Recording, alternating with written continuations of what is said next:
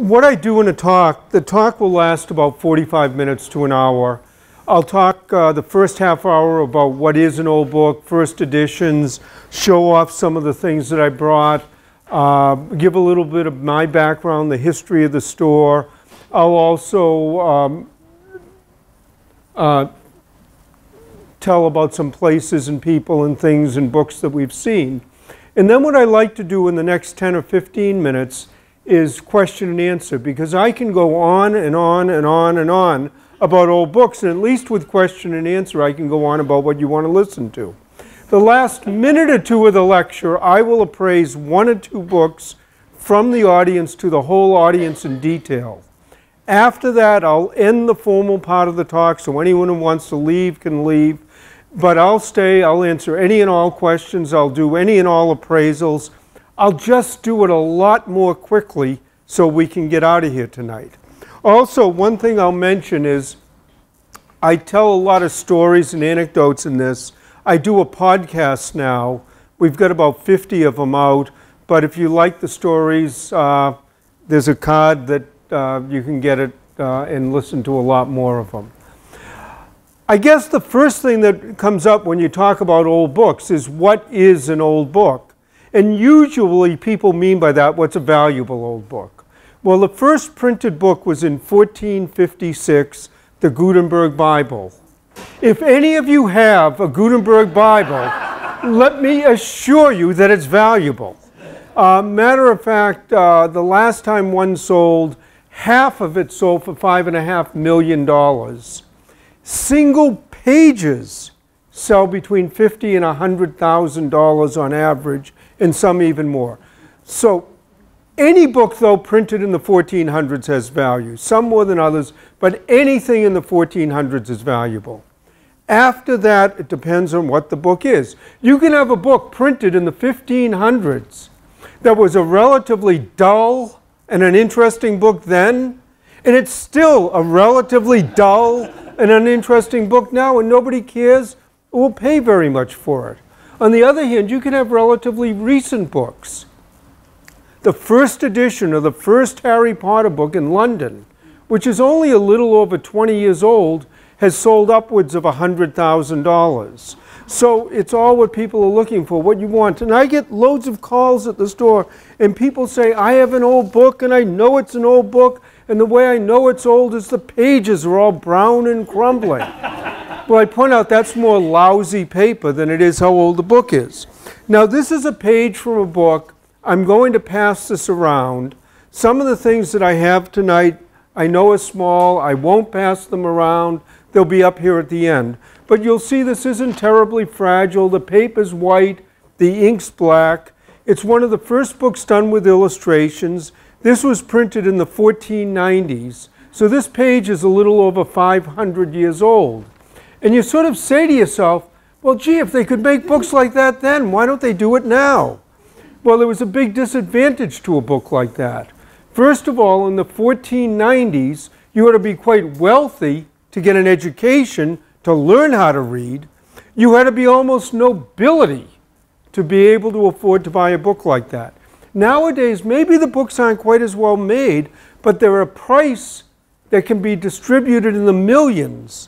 And the real value of books is the knowledge in the books and the dissemination of that knowledge, and I think it's a very good trade-off. Is that the original, or is that a copy? No, that's the original. And I passed it around to loads and loads of lectures. It's not that fragile.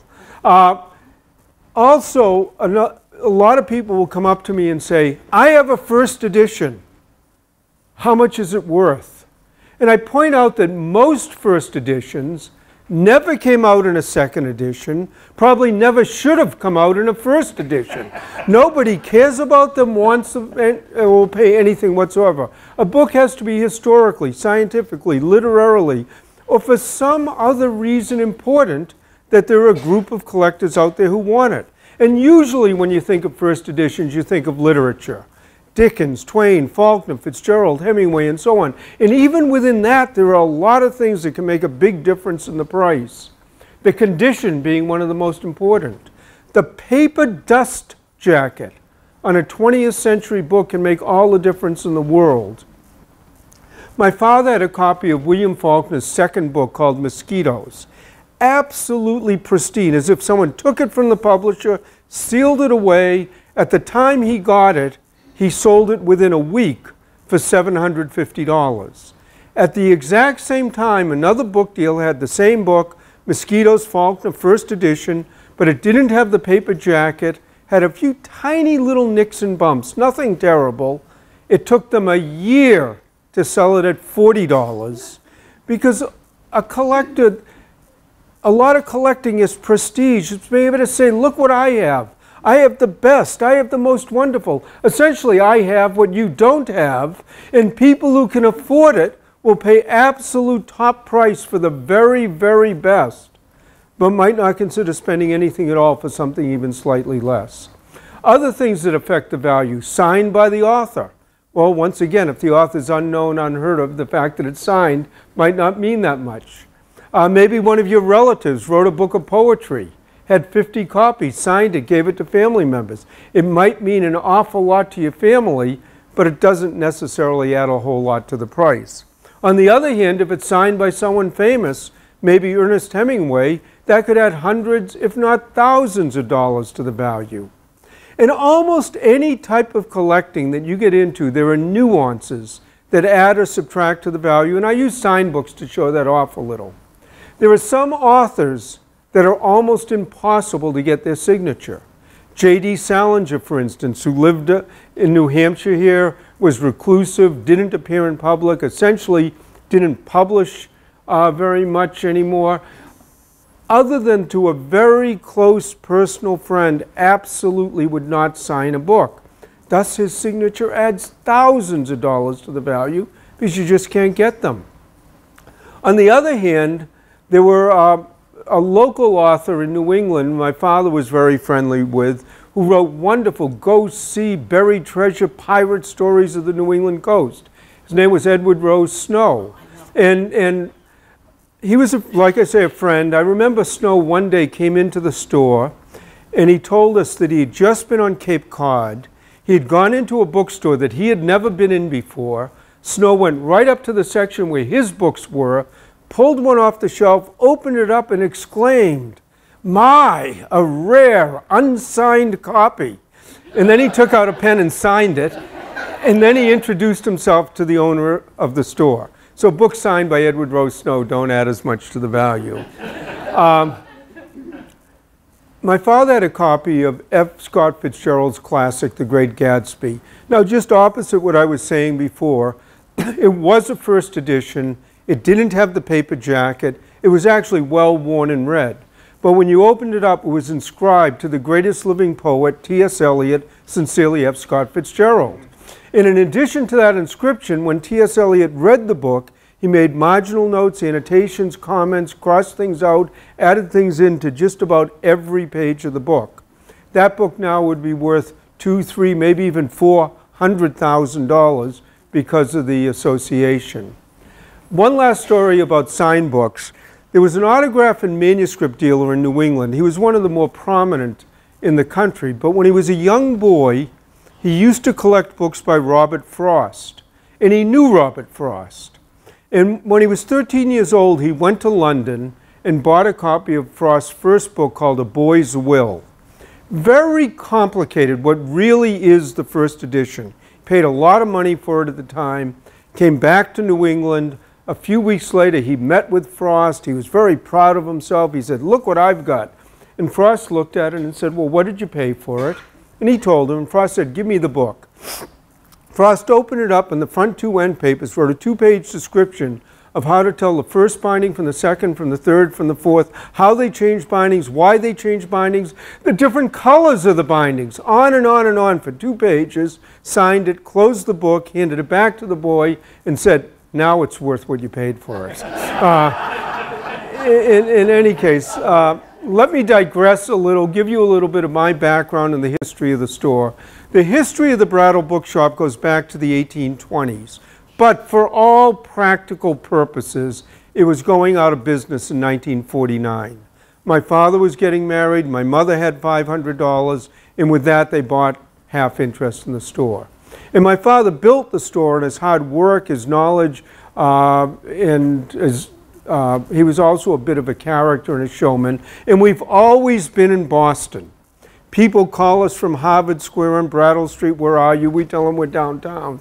When my parents first bought the business, there was a little side street in what was Scully Square called Brattle Street.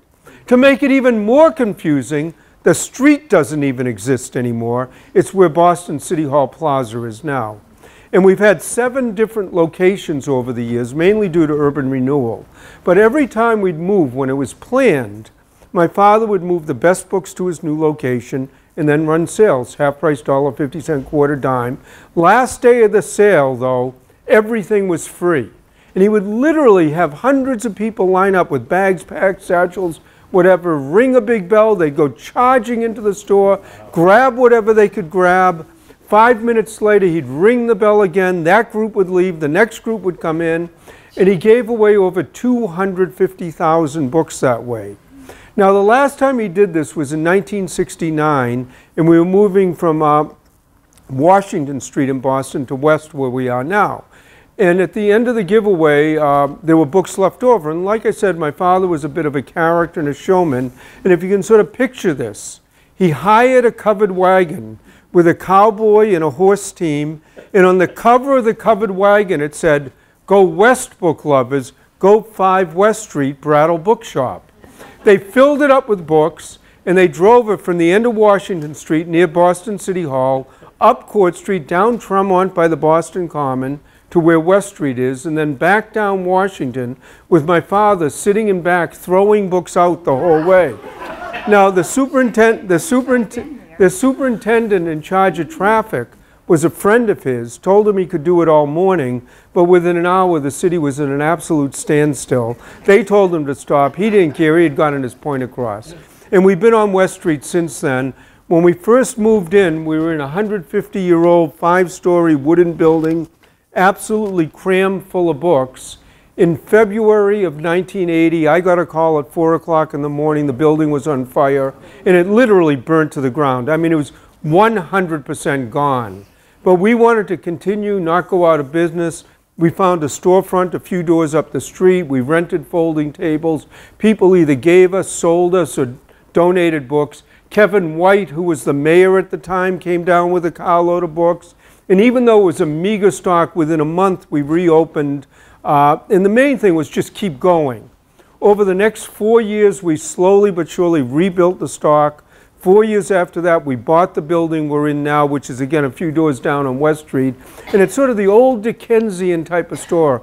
Outside stands at $1.03 and $5, 2 floors of general used books, and then a 3rd floor with rare books, autographs, manuscripts, leather bindings, first editions, and so on. And that type of business, the large, old, general, secondhand bookstore, especially in the inner cities, is a dying business. And it's not dying because people don't like books, buy books, sell books, read books, but particularly in the cities, property value has gone so high, that rent has gone so high, that old bookstores, which I assure you are not the most efficiently run businesses in the world, one right after the other have been going out of business. And in the last few years, the internet has just speeded that process along. Now, like I say, I've been doing this all my life. My parents say my first word was book. I really don't know. Maybe it was, but I'm sure they were talking about them all the time. And I worked after school in elementary school, junior high school, summers during college. I have a degree in chemistry from the University of Massachusetts. I was going to get a doctoral degree at the University of Wisconsin, but in 1973, I needed a year off. My father's health wasn't that good. That year now is well over 40 years, and I don't regret for a minute that I'm doing this and not in a laboratory somewhere.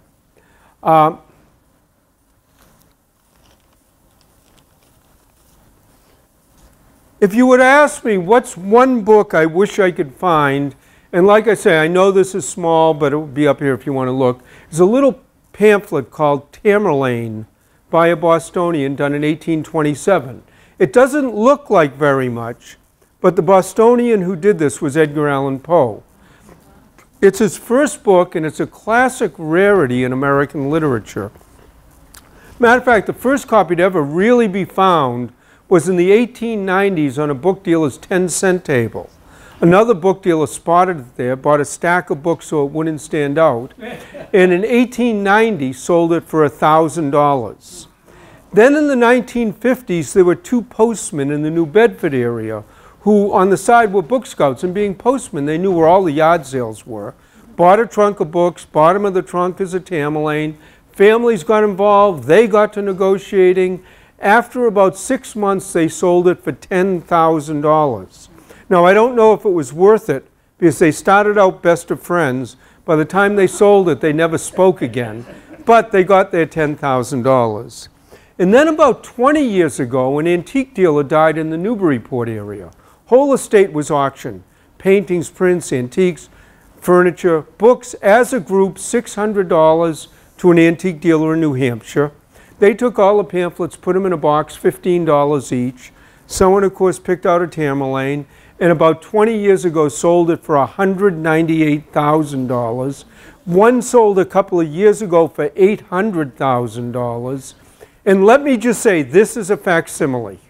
A lot of what I bring with me are originals. I don't bring million-dollar pamphlets. But if any of you want to take a close look and then go home and check your attic, cellars, basements, whatever, if you find one, please give me a call. I'd love to hear about it. A lot of the fun of collecting is learning something, is appreciating, is learning about it. It's really your knowledge that makes something interesting and thus valuable. Someone might look at something, oh, that's a scrap of paper. Someone else might say, that's a broadside that led to the Boston Tea Party, that led to the American Revolution, that led to our country's independence. So it's really that knowledge and understanding that makes something interesting and thus valuable. Now, here's an item that on the surface I think is interesting, but the story behind it is maybe even a little bit more so. This is on White House stationery. It's dated April 11th, 1933, and it starts, Dear Jim, I want to send you this note to tell you how happy I am that you are to represent the United States in Poland. It's a most important post, etc., signed always sincerely, Franklin Roosevelt. And it's to the Honorable James Michael Curley, Mayor of Boston. Now, on the surface, this seems like a great honor. It's an ambassadorial appointment. Well, Curley didn't think it was such an honor. Matter of fact, in his response to Roosevelt, remember this was 1933, he said, in Poland, with Germany on one side, Russia on the other, you should send your worst Republican enemy to Poland. Matter of fact, if you think it's so important, why don't you quit and go there yourself? Now, Curley's opinion of Washington didn't change over the years. We also have about 10 letters that he wrote to his wife when he was in Danbury prison.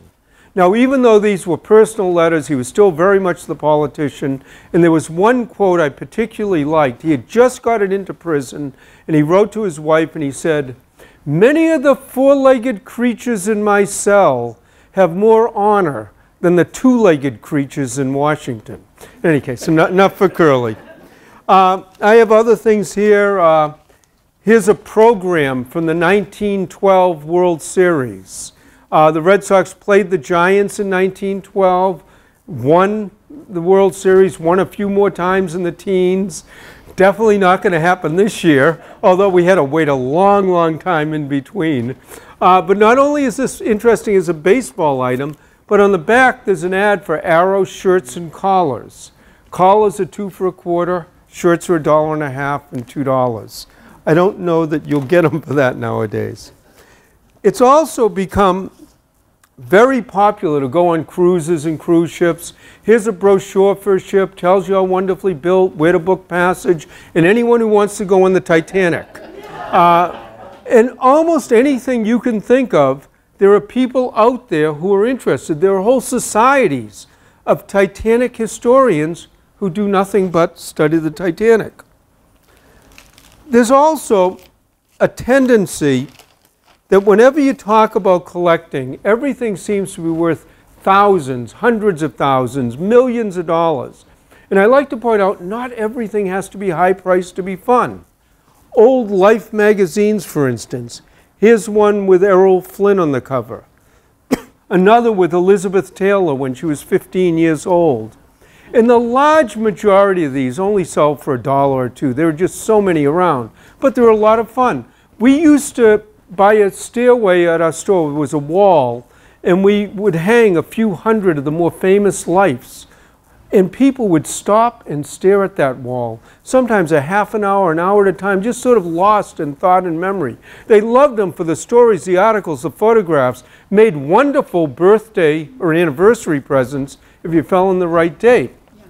And there was actually one day a regular customer came in, and he bought about 50 Life magazines from World War II. And it wasn't what he normally bought. So I said to him, "Why are you buying these?" And he said, "Well, I want to teach my children about World War II."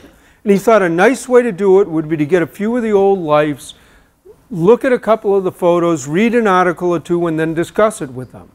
Sounded like a good idea to me. I was a little skeptical, but sounded like a good idea.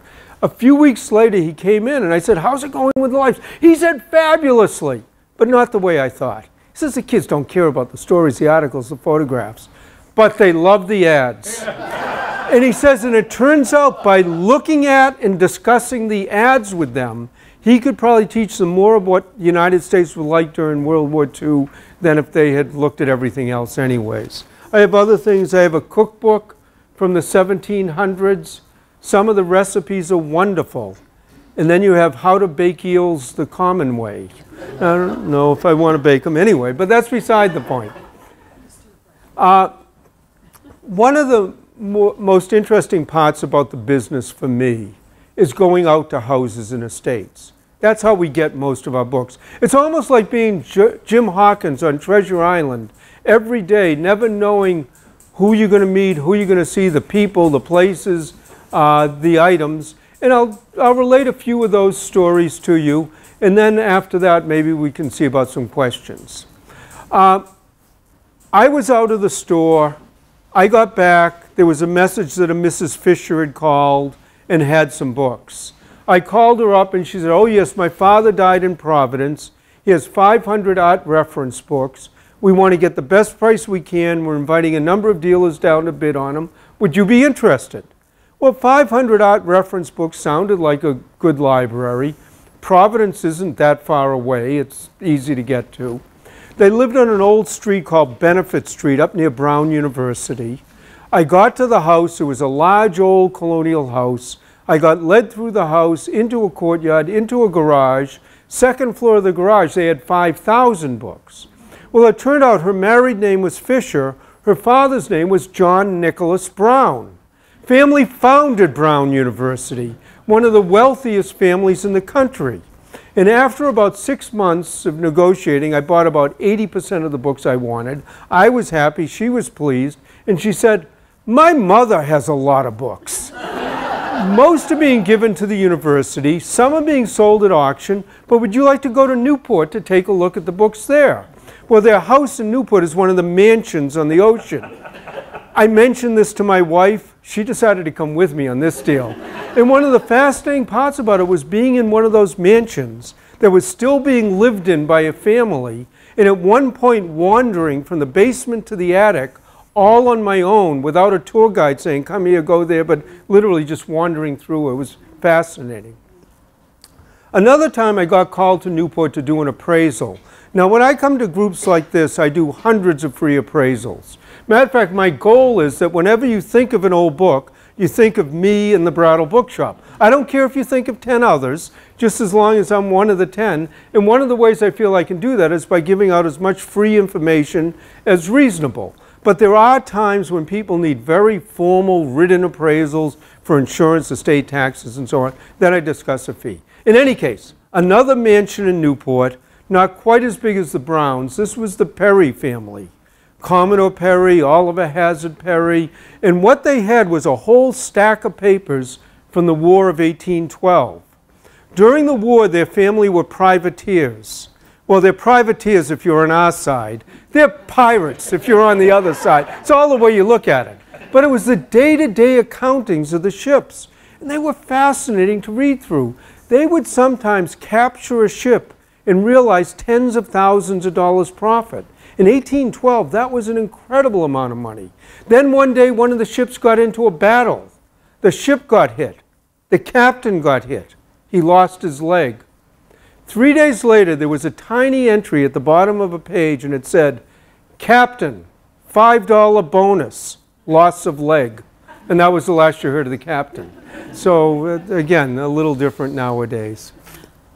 When my father was still alive, and he died well over 30 years ago, we got a call from a lady. She was very vague about her name, who she was, what she had, but it sounded like she might have a few interesting things, and she was fairly close, so we decided to go to her house. Got to the house, it was a little ranch house, paint was peeling, weeds were growing, and you sort of say, oh gee, what's going to be here? She answered the door. She was quite elderly. We walk in, and there were just gorgeous antiques everywhere. I mean, really, really beautiful antiques. Turned out she was originally from New England, but she had married the Prince of the Ukraine, the cousin of the Tsar of Russia. He had escaped just before the revolution. And she told story after story about being Russian nobility in Europe and all the court intrigues and all the goings-on, how T.E. Shaw used to stay at her house all the time, and how she didn't think he accidentally died on a motorcycle, but there was a lot more to it. T.E. Shaw, of course, was Lawrence of Arabia. And she went on and on and on with these wonderful stories. Turned out her books were lousy, but the stories were absolutely wonderful. And when we first got into the house, on one of her walls, she had 10 watercolors. They're probably this size, pastoral European scenes. And when I first saw them, I thought they were nice. And the more she talked and the longer we were there and the more I looked at them, the nicer I thought they were. And I finally said to her, those 10 watercolors, they're nice. And she sort of turned around and said, oh yes, they're all Turners. So she had 10 original Turner watercolors, probably $1 million worth of, and it was just like, oh yes, see. So you never know. You never know what you're going to see, the people, the places, the characters. And matter of fact, speaking of characters, about 20 years ago, we went to one of our customers' 100th birthday parties. Now, when you go to a man's 100th birthday party, and he tells you he just got back from Barcelona, he's going to give a talk in Florida, and he's been asked to lecture in Tokyo. And I finally said to him, wait a minute, you're 100 years old. Don't you think Tokyo is an awfully long way to go? And he said, well, when I used to work, it took me well over 25 hours to get to Chicago. He says, I don't think Tokyo's a whole lot further than that nowadays. And here's a man who could tell you about one day sitting down to dinner with Henry Ford and Thomas Edison. He was obviously a younger man. He said he was looking forward to this talk and all the learning and insight he was going to get from these two men. And he got to the table a little bit early. He said, so he sat down. 5 minutes later, Ford came in and sat down next to him. And about 15 minutes later, Edison came in. Now, Edison was elderly, had one of those big horns for hearing, sat down opposite, and he said the first thing, Ford turned to Edison and yelled, "My Tom, you look very good." And Edison turned to Ford and yelled, "It's the Carter's little liver pills." This man said all night long, all they did was yell about Carter's little liver pills. And he said next time he wanted to learn something, he went to the library. I can go on and on and on with these stories, but why don't I'll tell one more. We get hundreds of phone calls at the store. People wanting to know, do you have a book? Can you get a book? How hard is it to get the book? Does the book exist? Or what's the value? How much is it worth? And so on. Most of those questions, either I or the people I work with, we can answer right off the top of our heads. Some are a little more involved, and occasionally you really have to do some research, but that can be interesting and fun too. But every once in a while you get a call that really stands out. And again, this was a while ago. I answered the phone, "Hello, Brattle Book Shop, can I help you?" A lady, elderly, very thick Irish brogue, and the first thing she says is, "President Kennedy slept with me." So you have to admit that gets your attention. And she stopped and waited for it to sink in. And then she went on to explain that she had worked for the Kennedy family. She had been his nursemaid, and when he was 3 and 4 years old, he used to fall asleep in her arms. So he did sleep with her, but maybe not what your first thing. And what she had was a whole series of handwritten letters from the president. Now, presidential letters of any type have value. Handwritten letters, especially from later 20th century presidents, are very rare, scarce, and high-priced. She wanted to get an offer on them. I was actually skeptical about that, but I thought she'd be fun to meet. I went to her house. She was great, lots of stories. The letters were fabulous. I gave her what I thought was a tremendous offer on them. But much as I suspected, there was no way she could sell these letters. The letters are part of her life. I left a note behind. Who knows? Maybe someday I'll hear from her again. But, well, not her. I know her family still has them. Maybe I'll hear. Who knows? But in any case, probably the letters are where they belong anyways. Like I say, I could go on and on and on with these stories. Just like I was at a lady's house the other day. Her husband had a box of Cuban cigars that Che Guevara had given him. And she was talking about when he interviewed Guevara for 2 hours and so on and on and on and on. You get things like that. But I'll tell you what, like I say, I can go on and on and on. But why don't I see if there are some questions? And quite honestly, anything you ask me, I can go off on a tangent anyway, so but does anyone have any questions? What's the best way to store old books? The question is, what's the best way to store old books? Well, there's 2 ways to answer that question. First of all, I'm going to assume that nobody here has collections that are like something you'd have at a major university that are worth tens of thousands and millions of dollars, that you're going to have a sealed off room with all sorts of alarms and spend hundreds of thousands of dollars. In general, if you're comfortable, the books will be comfortable. If it's not too hot, too cold, too damp, too dry, they're probably a lot older than we are. It's probably they'll last a whole lot longer than we will. And if you don't do anything to hurt them, you're probably fine. You probably don't want to put them in direct sunlight, because if you do, a lot of times you'll see books that are like green, but they'll be brown on the spine. They didn't make two-tone books. They faded. Or you don't want to put them in a shelf too tight, because inevitably somebody will go like that. Or you don't want them too loose, because they'll go like that. But in general, if you don't abuse them, it's fine. Now, some modern books, where I was saying the dust jacket is so important, I even have people who collect, and they'll buy, I know there's a new John Grisham book coming out in a week or two, and they want all of the first editions, but they want the collector's copy mint. So what they'll do is buy 2 copies. One copy they'll put plastic around it, they'll put it in a glass bookcase, they'll keep it out of sunlight, and the other one they read.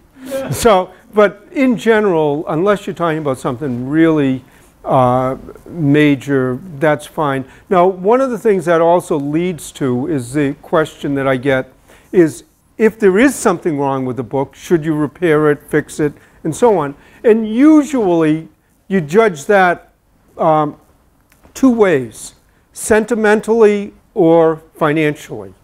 If you have a book that's been handed down generation to generation to generation, or been given to you by someone special, it's expensive to repair and fix books. To do it right, you have to go to someone who's a trained craftsman. They have to support a family. They have to pay the rent. It's not cheap. If you have a $5 book and they put a $500 repair in it, at the end, you're still going to have a repaired $5 book. Now, if you have a $5,000 or $10,000 book and you put a few $100s, that might make sense. On the other hand, if it is that sentimental book, well, then you judge what you'd put into it differently. In the back. I have an old Eddie Rickenbacker book from the Aero Squadron that was signed, but it needs some attention. Does that destroy the value if you have it restored? The question is, you have an Eddie Rickenbacker book signed. He signed a lot of books, by the way. And it needs some work and so on. In general, collectors who collect want the book as close to the original in the best possible condition that it can be in. And they'll pay a big premium for that. I mean, there are things that, can still be in bad shape and still be valuable, but the premium is for the very best. in general, something like an Eddie Rickenbacker book, it's probably not worth repairing, because no matter what you do, it's going to be repaired. The money you put into that, if you were doing it just as a collectible and has no sentimental, you'd probably be better off spending the money getting a perfect copy and putting that one aside, because it would probably turn out to be cheaper. And then you'd have a perfect copy. So, yes. I've got a lot of old books, but I have no way of knowing whether this, how do you find out whether it's a first edition? I mean, does it just have one date in it? Well, the question is, how can you tell if something's a first edition? Does it just have one date or so on? There is no simple answer to that question. There are some that you can tell, but the reality is, on most major authors or most major books, there are books called bibliographies that can be hundreds of pages long, telling you how to tell the very first, from the first second, the first third, the second, the third, the fourth, the fifth, different, in describing in detail on page 25, line 23, one's missing a period, one misspelled a word. I mean, it gets really, really detailed. So there's no simple, easy thing. A couple of things that you can look for, though, is the copyright date on a book never changes. So that's useless. In other words, people call us all the time and they go, well, we have the book, it's copyright 1929. Well, if you bought it in 2009, it still would be originally copyrighted in 1929. But if there's a date on the title page, and the date on the title page is either the same year or very close, then it's more likely. Whereas if it's 50 years later, chances are it's not. There are exceptions to that too. There are even times, there are a few odd cases too that you get. There was, I know there was a book, some book club books will copy, they make photocopies of the original, and it will say first edition just because they copied a first edition. And there are ways to tell those. There was one book I know, it was some sort of technical book. And the publisher and the author decided, when it first came out in the first edition, they put 35th edition. And the reason they did that is they thought, well, if people think this has gone through 35 editions and has sold that tremendously well, that maybe they'll figure they should buy it because it's a really good book. There are also some books that you really don't want the first edition. There was this was around 1800. There was a parson Weems who was an itinerant parson, but he also published and sold books. And as he took his wagon around the country, he would sell books and preach and so on. And there was one book he wrote right after George Washington died. And it was actually sold well. It went through 4 editions, but he noticed in the 4th edition, sales were dropping off. So in the 5th edition, he invented the story about a cherry tree. So the 5th edition of Parson Weems' book about George Washington is the first edition that has the cherry tree story, and that's the one that everybody wants. That's not true then. The story about, no, the cherry tree story, it's a fable. You know, in any case, yes. What if it doesn't have a copyright date at all? Well, there's no law. The question is, what if it doesn't have a date at all? And there's no rule, law, or anything that says a book has to have a date. And in fact, it doesn't have to be copyrighted either. The only reason you copyright a book is to protect your property. But if you don't care, you don't have to do it. But it's not uncommon for books to not have a date, especially around the mid to late 1800s to the early 1900s. And a lot of times, if you don't see a date on the title page, a lot of times you'll look at it and you'll see a book that's sort of almost gifty. In other words, it might be a book of poetry, it might be a children's book, it might be something, and it might have a little bit of a fancy binding. It looks like the type of thing that would just make a really nice gift. And one of the reasons that a lot of those books don't have dates on them, let's say the publisher did a Longfellow, a really nice edition for a gift in the 1880s. let's say it was 1888 and they printed 1,000 copies and just before Christmas or something, and they wanted it, figured it would be a good Christmas present. Let's say they only sold 600 copies in 1888. Well, the problem is if they have the date 1888 on there and then 1889 rolls around, that means it looks like last year's gift. So you don't put a date on it and you just keep selling. And that's actually, a lot of times when you don't see a date, that's why, in any case. And there's a million different, every single thing I'm telling you, there's an exception to everything, but that's usually the reason they don't have a date. So when did they start putting copyright dates on as a regular? Well, the copyright's in the Constitution. Oh. I mean, and even before that. I mean, copyright goes way, way back. But you don't, there's no law that you have to copyright. The law is that if you do copyright it, it's your property. And so people can't copy it. They don't have the right to copy. I saw a hand in the back. How do you see independent bookstores, do you see them continuing to exist? Because like you said, a lot have gone out of business. Well, the ones that exist have to have more of a kind of antique, high-end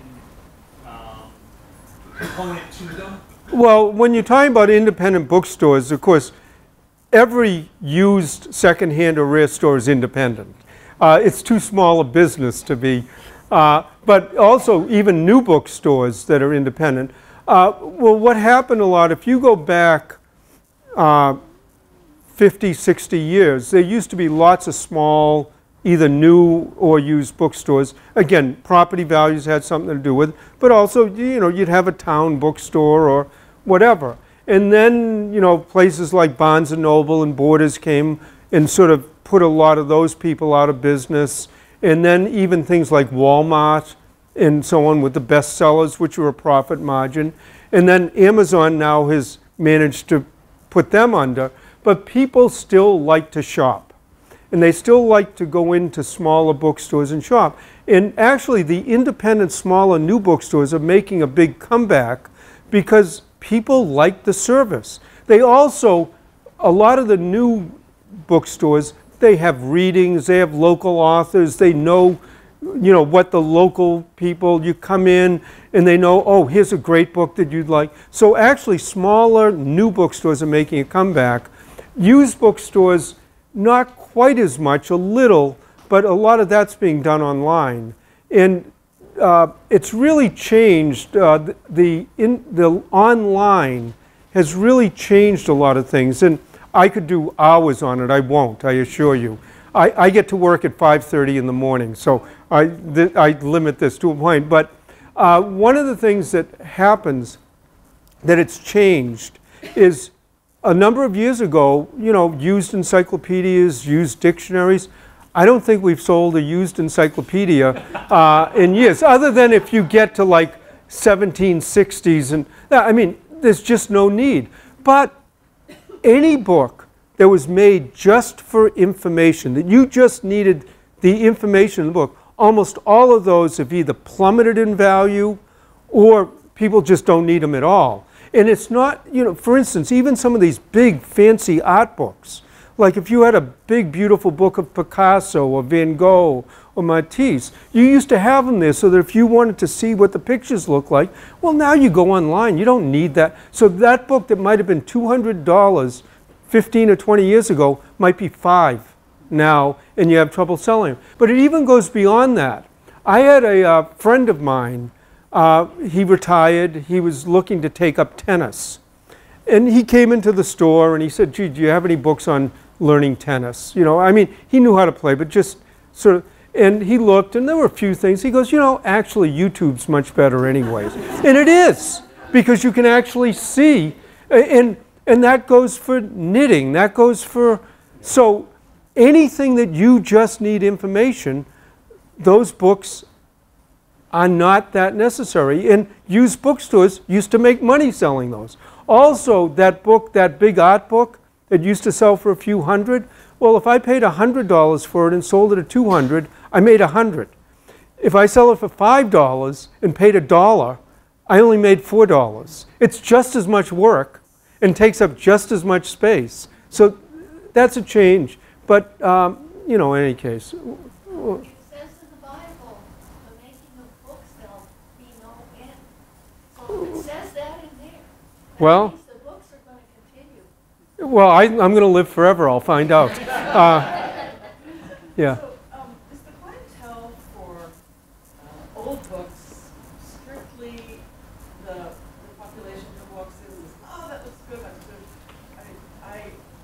I think for myself it's not, because when I look at some of my great-grandfather's library that's handed down and down and down, and they always print them, you know, I'm looking at why the editor shows that selection of readings for the grammar school, and you know, it's sort of social history, and so as a scholar, I want access to those books. I happen to have it, you know, through grammar, but you can also go online and say, okay, I want to find out how children's readers were constructed, but it's so much more fun to actually read. Well, I'll tell you, I'll take a couple of more questions. I saw a hand here and here. I'll answer yours, and then,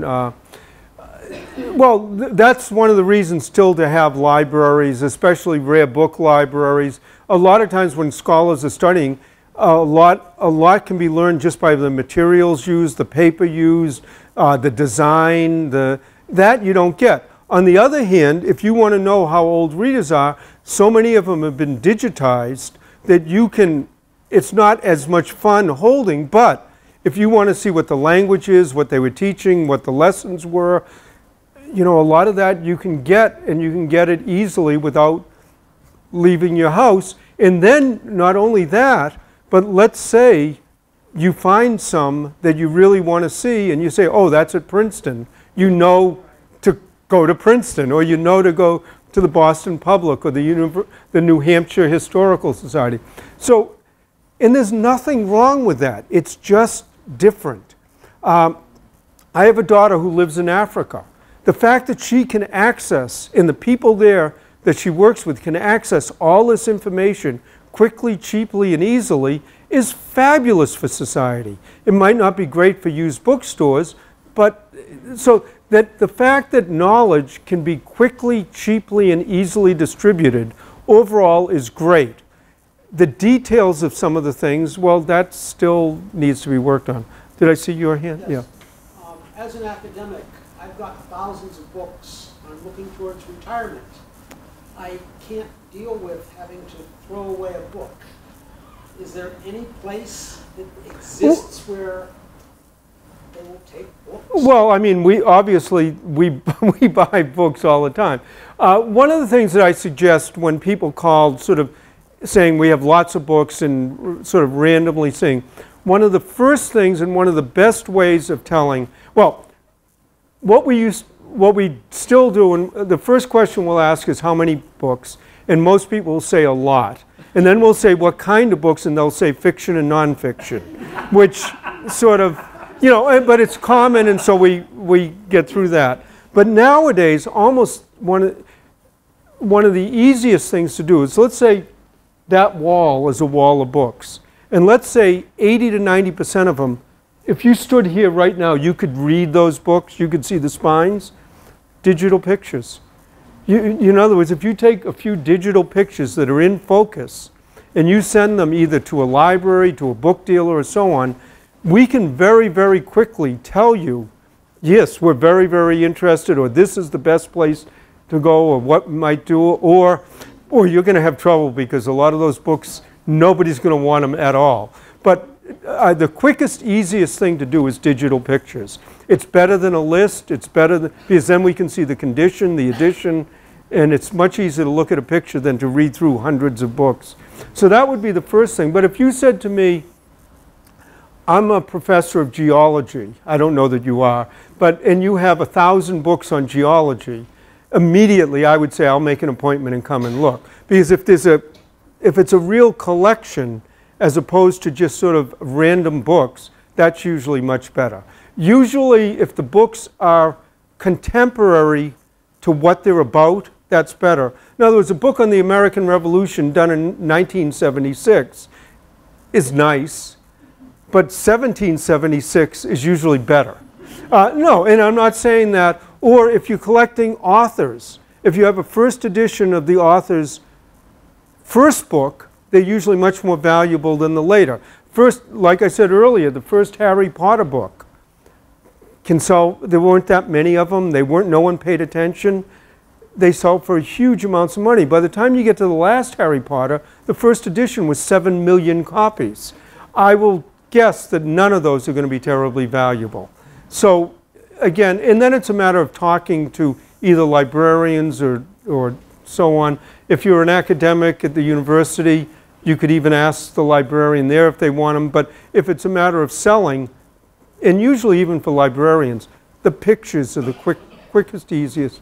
I mean, I've talked to several librarians, both university as well as, and nobody has any interest in books. Well, if it's digital, they're interested. Well, what I would say is send me some pictures. I have my cards up here with the emails, and I'll look at it, and at least that will start the conversation.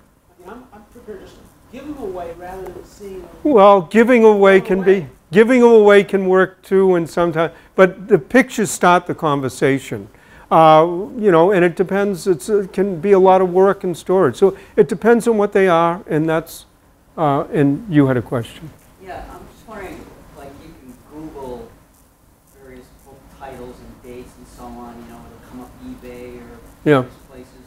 How much can you rely on that as giving you a general idea of what it might be worth? Okay, the last question before I do a couple of appraisals, how much can you tell online? And one of the problems, well, there's a bunch of problems with online, but one of the problems when you look up books online is they're unedited, and so you don't know what it is. One of the things I tell people, the first thing to look at when you look up a book online, either in a book service or Google or whatever, the first thing is do not look at the price, look at how many.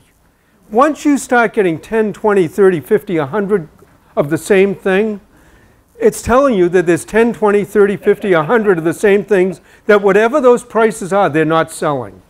And, you know, a lot of people will say, well, we found 20 copies online. They range from $100 to $5, so about halfway, 50 seems reasonable. Well, if you're buying the book, and the book is at $5 or $50, and it's the same, which are you going to buy? So that's one thing. If you find some prices, they'll be totally ridiculous. Like there'll be thousands of dollars for something that, there are a lot of the larger people online never touch the books. The computer prices it by algorithms. And if they don't find a lot of books, it will just put price, and then it adjusts every hour. So that can account for some of it. But that's just sort of a general thing. And my wife, when the internet first came out, said basically, we don't do a lot online because we have a big retail and it's just the way we do it. And online can be great. But she said there are 3 ways to sell a book online. You have either the very best copy, the only copy, or the cheapest copy. You know, and when you really think about it, that's it. I'll tell you what, at this point, why don't I do 1 or 2 appraisals? Did anyone bring a Bible? If you, I'll be happy. I'll do one. And did anyone bring a Victorian cloth book with a very decorative cover? And the reason I'm asking for these has nothing to do with value. It's, they lead into stories. And quite honestly, if no one brought a Victorian cloth book with a decorative cover, I just happen to have one. What is that? Well, I'll talk about it. Did you want me to? Sure. I'll get this one. Thank you. I'll give it back to you at the end, don't worry.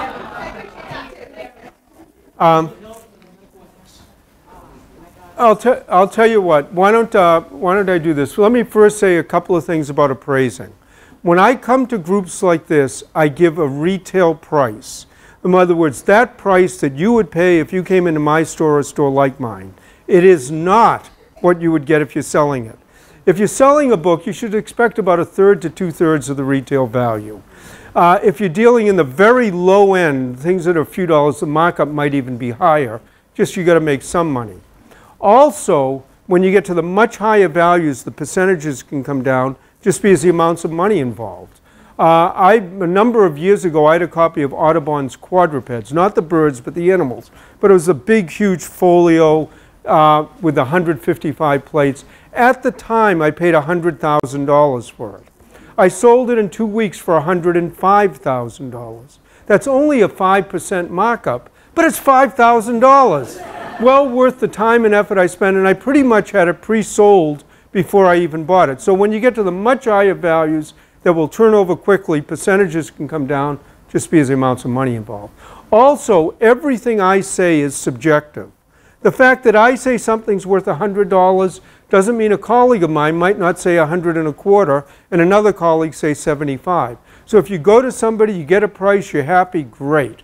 If you're not sure, get a second, third, fourth, fifth opinion in any case. One thing that comes up every once in a while in a question is, do I collect books? And generally I don't.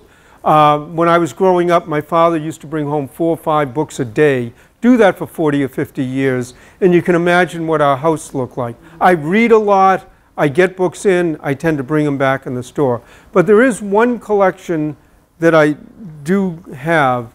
And let me just mention, before on dust jackets go way back, but as we know them, they really started around World War I because it was printing processes, mechanics. But before that, a lot of books had very decorative covers.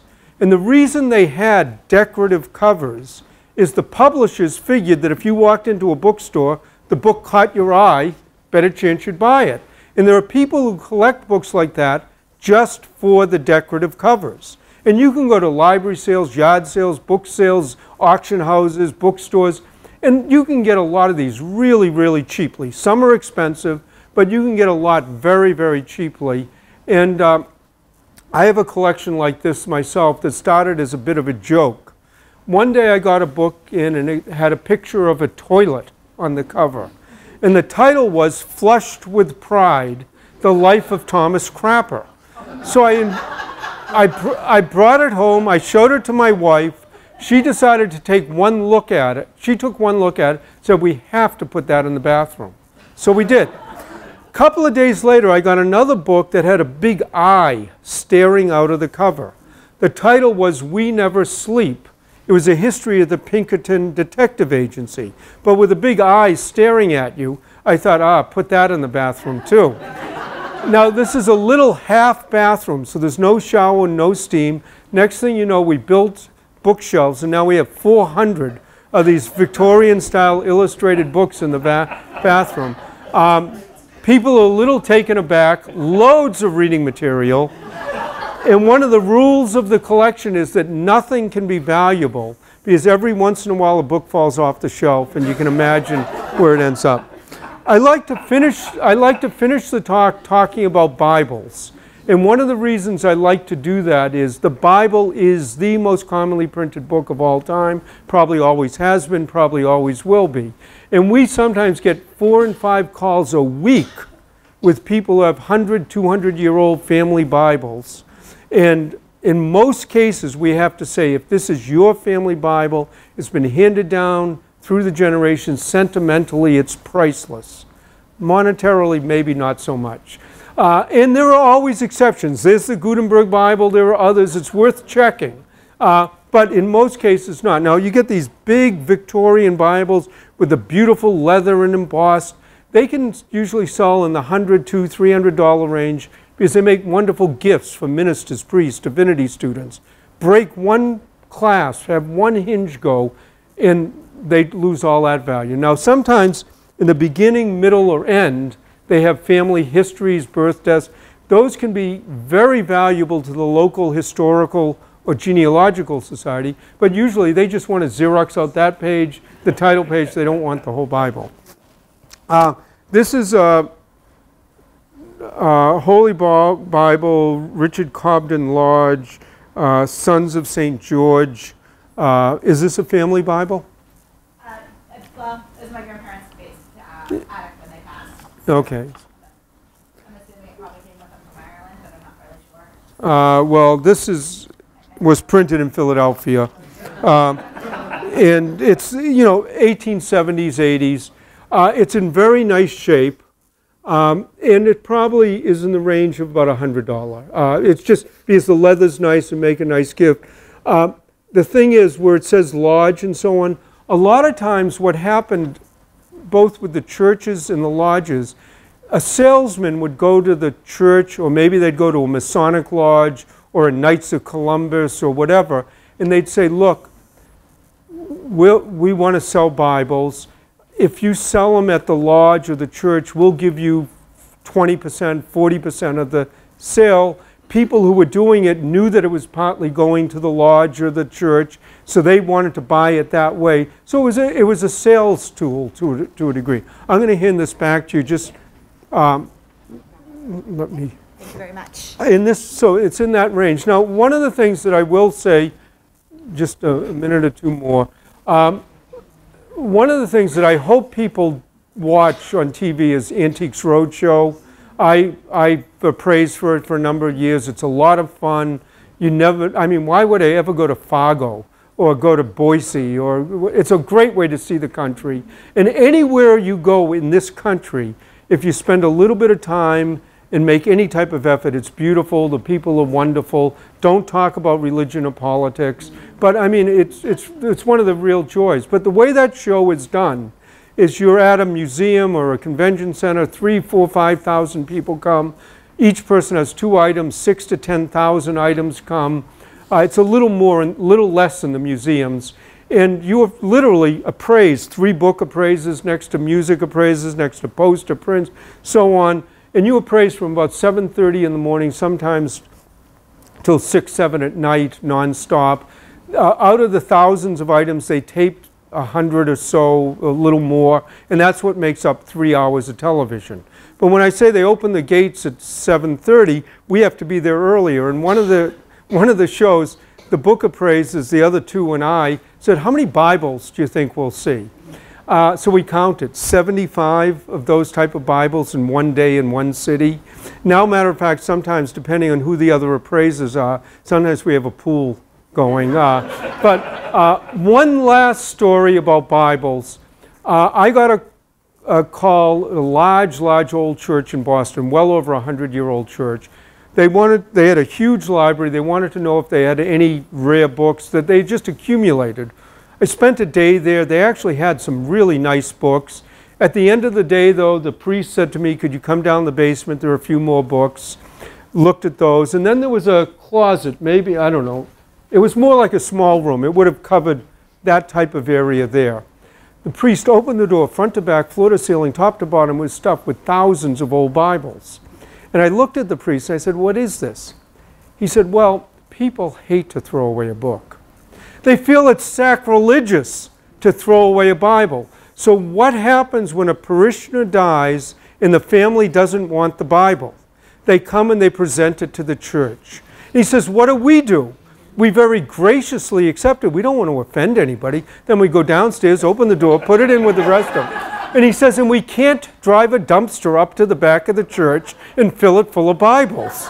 It just wouldn't be right. So I use it as an example to say that if you want to give something to a charity, ask them if they want it first. If they want it and can use it, it's fine.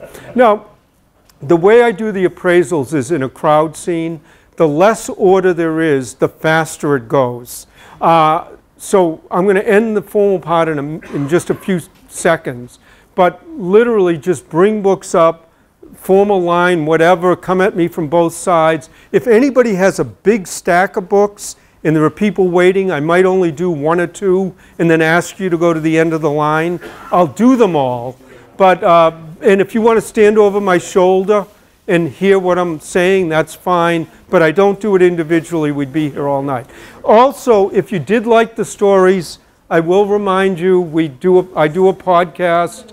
Like I said, I've got about 50 of them out. I put one out every 2 weeks. If you like them, get them on Apple, get them on our website, and then say how much you like them. In any case, so thank you very much. Just bring things up and so on. Heritage Press sell for $3 or $5. These, if they're in mint condition, sell in the $25, $35 range. They're later editions, and these are far from mint. But this set is probably one of his most common, and again, maybe $5 or $10 a volume, and they don't sell that fast. But again, these Bibles sell in $10, $20, and they don't sell fast. These used to be collected a lot. They're not collected as much now. Probably in the $50 to $100 range, assuming everything's there. You have to go through, check that every map, everything, but in that $100 range. This is nice. It came out in, it's a first American edition, but it's not in great shape. This wouldn't be, so $25, $35. In mint condition, a lot more. This came out with a dust jacket. Yes, with the dust jacket, it sells in the $500 range. Yeah. This is my father's handwriting. Yes, I bought it from him about 45 years ago. Okay, ago. so he sold you about $3, $2.95. Yeah. But I know my father's handwriting. Probably now around $25, $35. Yeah. Again, New Testament, it's water stained. It's one of the things that you'd carry with you. Yeah. And you know, they go for a few dollars a piece. They're not terribly good. I one time had a textbook like this. It was on learning Spanish. And, you know, I looked at it initially from the outside, said it's nothing special. And then, but then I looked inside, it had doodles all over it, so you could tell when the student was really bored and when they were, well, and it turned out it was from West Point, it was Dwight Eisenhower's Spanish textbook. So if you had, you know, someone famous,